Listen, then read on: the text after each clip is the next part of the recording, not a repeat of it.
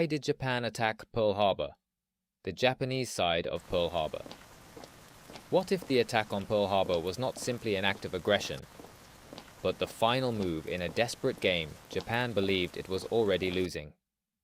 On the morning of December 7, 1941, Japanese carrier planes struck the American Pacific Fleet at Pearl Harbor. In the United States, the attack is remembered as a day of infamy. In Japan, the decision that produced that attack was framed very differently. Japanese leaders did not describe it as a reckless gamble. They described it as the only remaining path to national survival. To understand their reasoning, we must look both at the strategic crisis they faced and at the men who made the choice. By 1941, Japan was locked in a long and costly war in China. That war consumed enormous quantities of oil, steel, and other industrial materials. Japan had almost no domestic oil production. Roughly 80 to 90% of its petroleum came from the United States. When Japan moved into French Indochina, the United States froze Japanese assets and cut off oil exports. Britain, China, and the Netherlands imposed similar restrictions. Japanese officials called this pressure the ABCD encirclement: America, Britain, China, and the Dutch. Japan's oil reserves were calculated to last only about 2 years in peacetime and roughly 18 months under wartime conditions. Without oil, the Navy, the Army, and the industrial economy would grind to a halt. From Tokyo's perspective, the embargo was not a temporary sanction. It was an existential threat. Japanese leaders therefore saw 3 possible roads. First, withdraw completely from China and Indochina and accept American terms. Second, continue negotiations while oil stocks steadily declined. Third, seize the oil fields of the Dutch East Indies and the rubber and tin of British Malaya by force. Then establish a defensive perimeter strong enough to force a negotiated settlement. Most of the military and political leadership chose the third road. They believed time was working against them. American industrial production was accelerating. The longer Japan waited, the stronger the United States would become. The decision was not made by one man. It was shaped by a small group of leaders, each with his own background, fears, and sense of duty.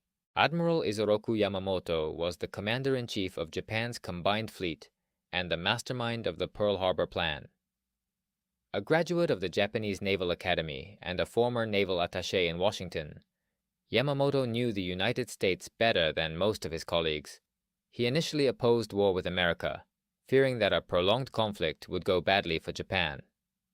Once the government decided on war, however, he argued that only a surprise attack aimed at crippling U.S. naval forces in the Pacific had any hope of success. He predicted that if the war lasted more than a year, Japan would lose. His motivation was pure strategic necessity. He saw the attack as a desperate gamble to buy Japan time before the American industrial machine could fully mobilize. General Hideki Tojo served as Prime Minister from 1941 to 1944 and gave the final political order for the attack.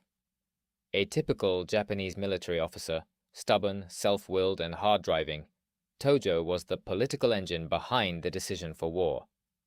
As war minister, he had already pushed for closer collaboration with Germany and Italy. He believed that while Japan was still fighting the Sino-Japanese War, it could not afford additional fronts. Yet diplomatic negotiations with the United States had failed. He saw war with America as an unendurable but unavoidable choice. After Japan's defeat, he accepted full responsibility, stating he was prepared to be judged so that the circumstances of the time could be clarified and the future peace of the world assured. Admiral Osami Nagano was chief of the Naval General Staff. He formally presented the attack plan to Emperor Hirohito. Nagano had studied in the United States and served as naval attaché. Although he supported southward expansion, he was initially against war with the United States, believing that even if Japan took over British and Dutch colonies, the isolationist Americans might still stay out of the fight.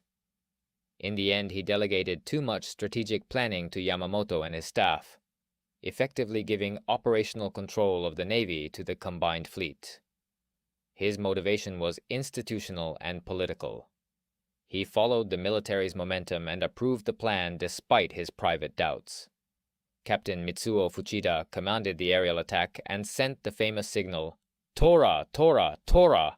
confirming that complete surprise had been achieved. Fuchida's motivation was rooted in personal and national honor. His maternal grandfather was a fiery nationalist samurai who influenced his choice of a military career and planted a poor opinion of Westerners in his young mind.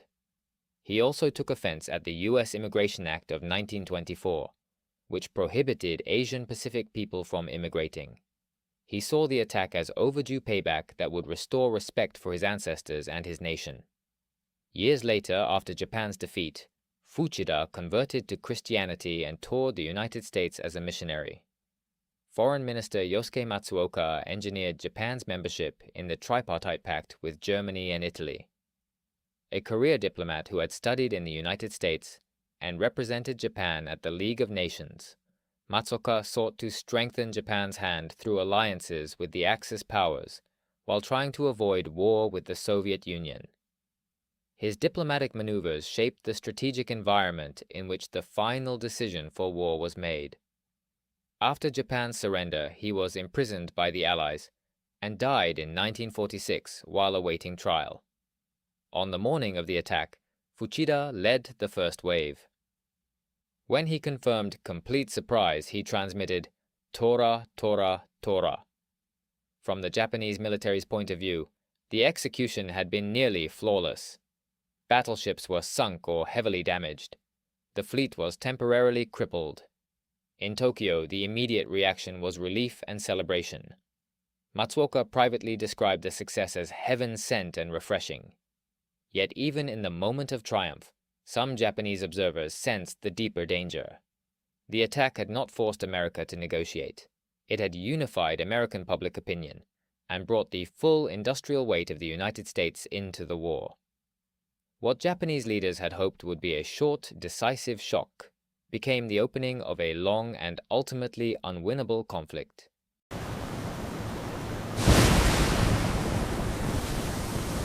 Looking back, the Japanese decision was also influenced by real economic pressure and a genuine fear of strategic collapse. The Japanese side of the Pearl Harbor story is the story of a nation that saw itself cornered by resource scarcity, time, and the growing power of an adversary it both feared and underestimated. The attack was a calculated act of desperation, planned and ordered by men who believed they were acting for national survival.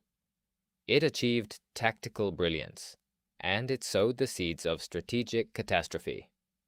For further info, you can check Pearl Harbor, Japan's Attack and America's Entry into World War II by Takuma Melba and Demystifying Pearl Harbor, A New Perspective from Japan by Takeo Iguchi.